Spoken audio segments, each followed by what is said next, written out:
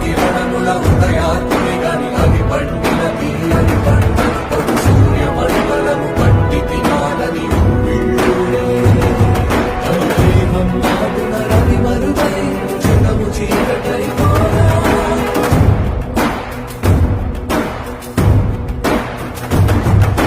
అది అమరేంద్రుడు గమనించి తన ఐరావతమధిరోహించి